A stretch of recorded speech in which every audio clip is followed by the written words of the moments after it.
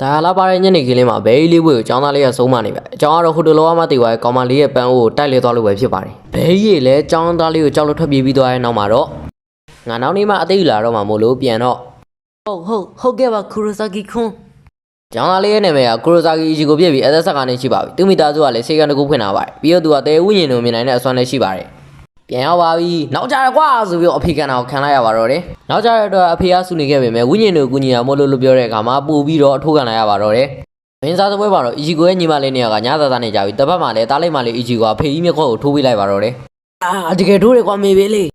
နောက်နေ့မနက်ခင်းမှာတော့နန်းနကင်းသတင်းမှာထူးဆန်းတဲ့ပောက်ကွဲမှုအကြောင်းပြောနေပြီးတော့ဒါဒီနားမှာပဲဖြစ်တာဟာမနေ့ကတွေ့ခဲ့ဝိညာဉ်မလေးစီသွားတော့ဝိညာဉ်မလေးကရှိမနေတော့ပါဘူး